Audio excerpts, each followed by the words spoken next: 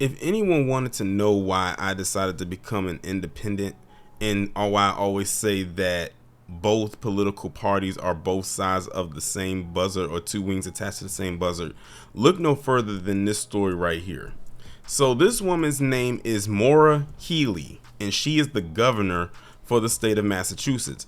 Now, if y'all remember, I recently did a video talking about something she recently did, in which she was asking people to open their homes up to allow the South of the Bordarians to quote unquote nest there. And I was just really going off in there and saying how ridiculous it was. Now at the time, I wasn't sure who she was. I didn't know her name. But this is who I'm talking about. But now she's taking it a step further, that has a lot of black residents in the Roxbury area, which is a heavily black populated area in the state of Massachusetts. It's probably one of the blackest areas there. If y'all remember when I was talking about the Murder in Boston documentary, Roxbury was one of the places that was mentioned. As a matter of fact, that's where New Edition is from. They're from Roxbury, just to give you a more pop culture reference for those of y'all who aren't familiar with the area. But this woman literally got dragged by so many black people, and rightfully so, for basically closing down a rec center in Roxbury where a lot of black kids, or maybe some black people, work to accommodate the South of the Bordarians. Now, the irony of that is that they chose to close down a rec center in a black area to house them. They didn't do this in a white area. Again, where you're thinking about it, in Massachusetts, it's a very white state. But they chose the small black populated area to close down the rec center to make room for them. This was very intentional. Nothing they're doing is by accident. It is very, very intentional.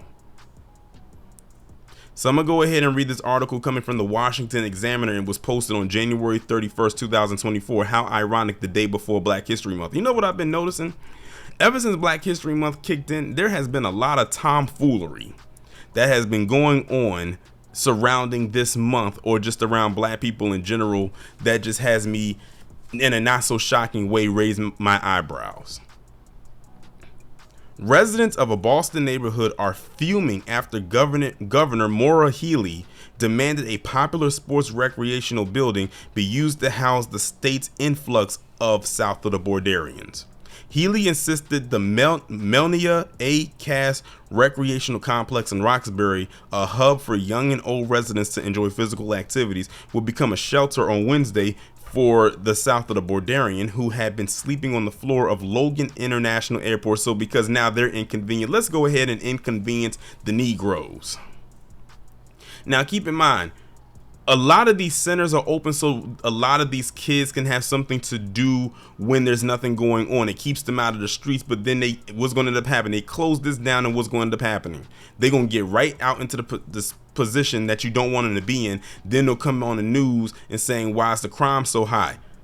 There it is right there. And the crazy thing is, that is basically another form of systemic racism right there. Let's just close down everything that's beneficial for black people so we can have a reason to say they're this and they're that, and the next thing you know, they're getting locked up, and boom, they're right in prison, which is where they want to put people at anyway. We're here today because we really don't have a choice. That's some BS. You chose to want to close down this rec center to make it accommodation for them.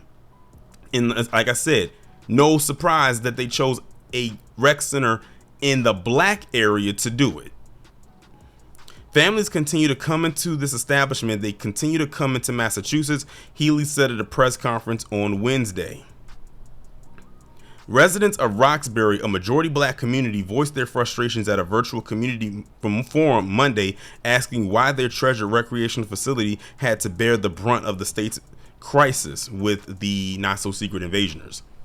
Roxbury is on fire, and this is a wake-up call, a resident said at the forum. The state is taking care of them, so who's taking care of the kids in Roxbury? Another resident added. The Roxbury facility has become the fourth quote-unquote safety net site for the SOB in Massachusetts as they wait to be placed in the state's shelter system. The fourth one.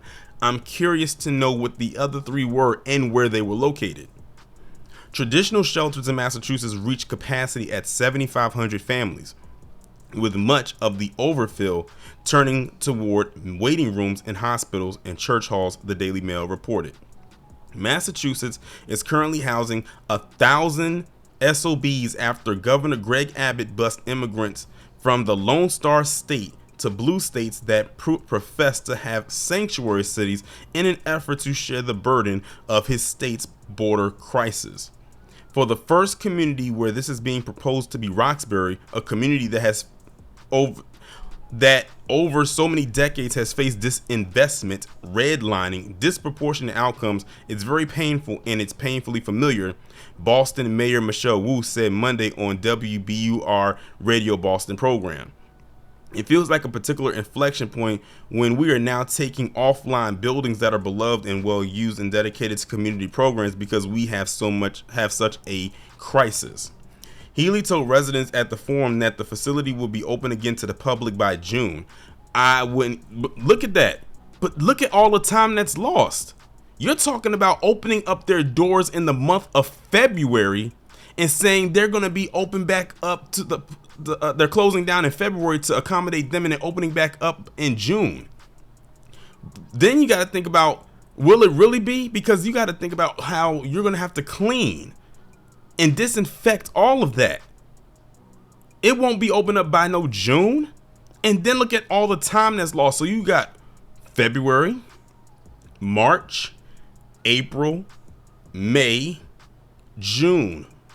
You're talking about 4.5, almost 5 months of inactivity that's not going to be used what it's supposed to be used for. What are the kids or the people that's going there, what are they supposed to do? What if that's their only place of recreational activity to go to? What are they going to do? See, this is the part right here that now pisses me off.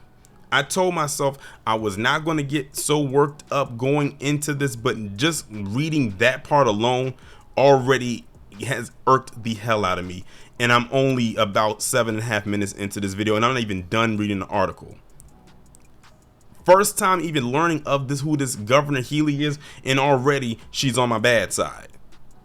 Don't know her from a can of paint, and at this point I don't want to know her outside of the fact that she is utter garbage for this move right here. But then again, she's a politician just like the rest of them, and in case y'all weren't unaware, yes, she has a D in front of her name.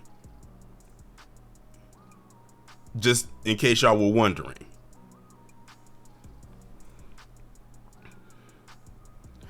Goes on to say, in the meantime, she admitted she was unsure of what to do for programs that had been uprooted, saying she would try calling some universities.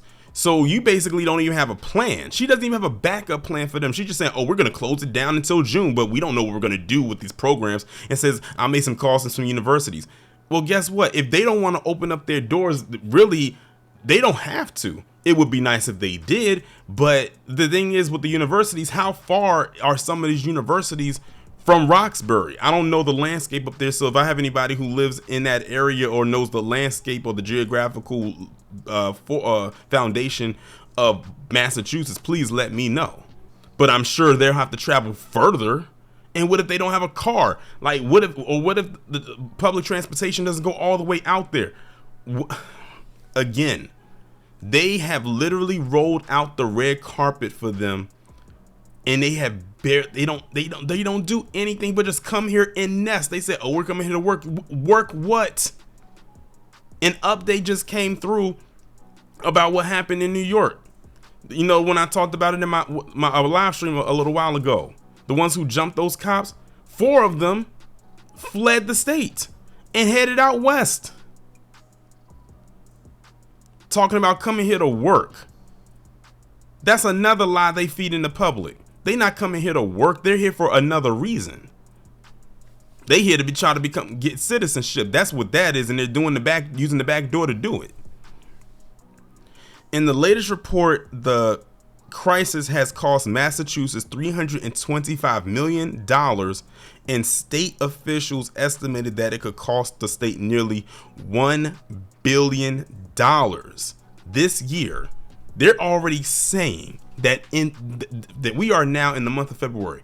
They are already saying that this south of the Borderian issue could cost the state of Massachusetts nearly $1 billion this year. They're calling it, when we're still in the first quarter of 2024, they're calling it now. They've already spent $325 million over the last year. So this thing is going to basically double, maybe triple, almost, probably a little less than triple what they've already spent. They're calling it now.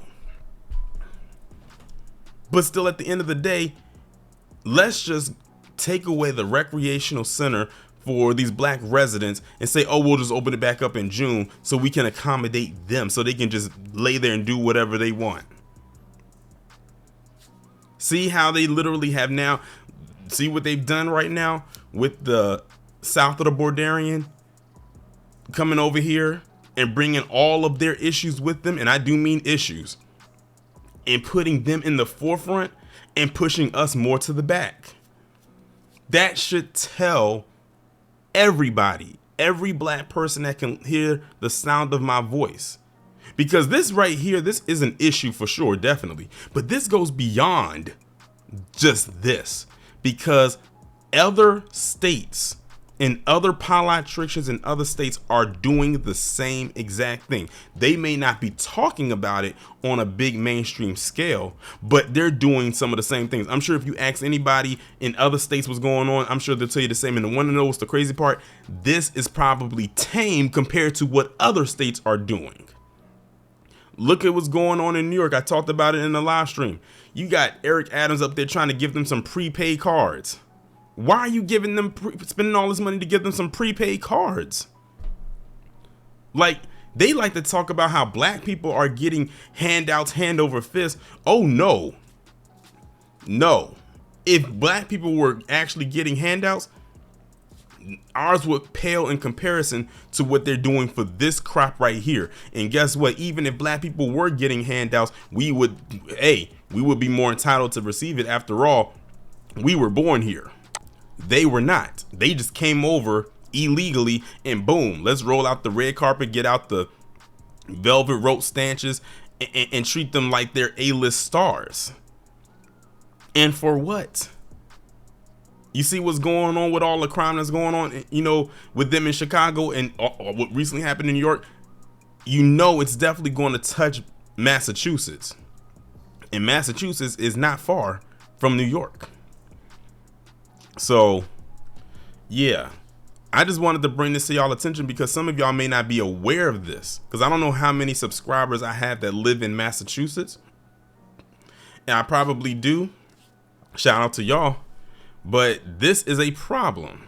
This is a huge problem, because it can start with a rec center today, and who else knows what it'll be shutting down tomorrow. They said we'll open it up by June, but you're talking about a whole 5 months without operation. I'm wondering, will that rec center get any funding the whole time they are there? Because the funding comes from the people that use it. And if they're not going, they're not going to pay. Which means this rec center will even be able to still be in operation after they clear the SOB up out of there. Will the people even want to come back? So you got to take all of that in consideration. And if they didn't come back, I couldn't even blame them. I would blame her. But like I said, they are all in this together. It's like one big spider web that started out the center, and then it just kind of sprawled out, and they're all connected in some way, form, or fashion. But this is not a good look at all. I'm not surprised by it, but it like I said, it really pissed me off, especially the part where they said they were going to have to close it down for 5 months. And now we'll open it back in June. Oh, just see if you can go to some universities and see if you can use their facilities. And like I said, if they don't want to open it up, that's fine. Because guess what? In those facilities, you got to think, they got to use those workout rooms for, say, their sports teams, like their football teams, basketball teams, or any kind of athletics. If they can't accommodate outsiders, can't fault them. But I have the strongest feeling this is going to backfire in a major way. It's been backfiring so far, so I have the strongest feeling that it definitely, in this case, is going to backfire for sure. And hopefully it backfires in the direction that it needs to, which is in the direction of the person that's on the screen right now.